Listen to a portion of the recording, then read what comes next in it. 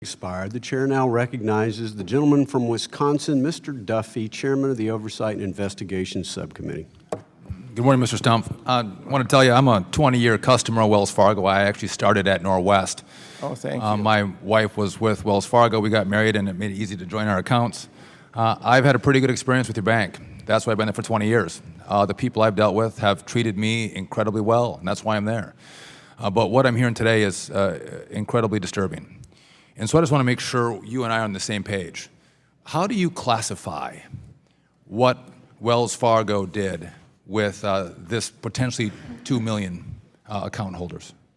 Well, the 2 million account holders were accounts was about the PwC looked at 93 million accounts. The 2 million are. No, I'm not. I'm sorry. Was this fraud?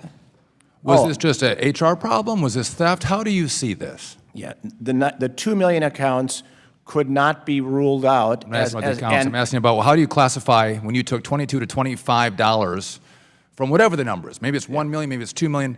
How do you classify that? Well, I think it was dishonest. It broke our code of ethics, and the people who are responsible. Was it theft? Pardon me? Was it theft? Did you steal? Our people did not do what was right. That's not my question. Did you steal? I want to know if you and I are on the same page. Did Wells Fargo employees steal from 1 million to 2 million of their customers? Yes or no?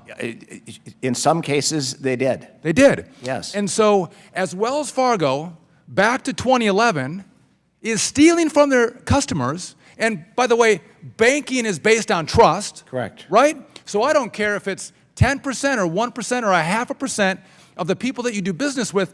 If you're stealing from them, in 2011, 1,000 people are fired for stealing, and what do? You don't fix the problem.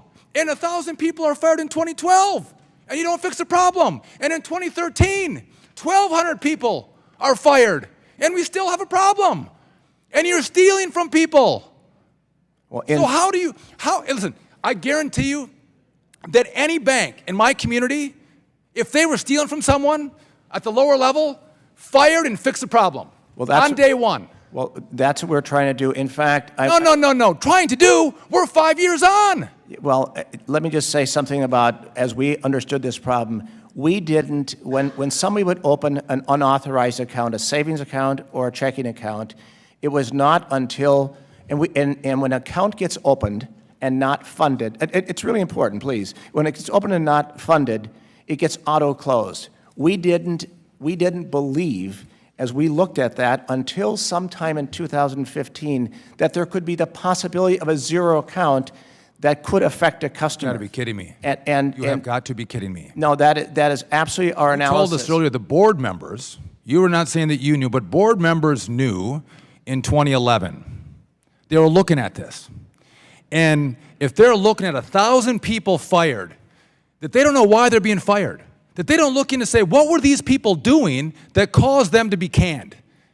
And they just pull the curtain back a little bit and they go, man, whether you want to call it defrauding our customers or stealing from our customers, Wells Fargo has a big problem. So that you tell me that it took 1 year, 2 year, 3 year, to 2015, I don't buy it. What I think is Wells Fargo was making a lot of money off what you were doing. And I think that you were hoping that you wouldn't get caught. And so it's a risk of doing business. You know what? We're willing to fire a few people so I can come in here and go, weren't we great? We fired a couple of people. We were trying to make it right.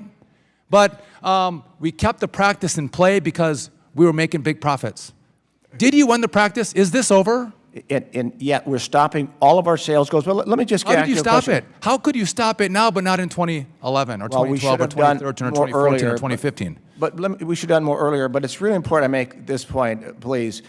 The $2.6 million of fees that were on accounts, that these 2 million accounts that we could not rule out, it cost us $10 million to open those accounts and close them. Forget even the cost of the team member and the dismissal. This is a loser for us. It only helps when customers use it's products. A loser for you, I guarantee that. It only helps when customers. I'd rather have a customer have 2 products they use than 4 they don't. We're totally aligned with customers. The concern that we have, Mr. Stumpf, and I told you, I like Wells Fargo. I've been there 20 years.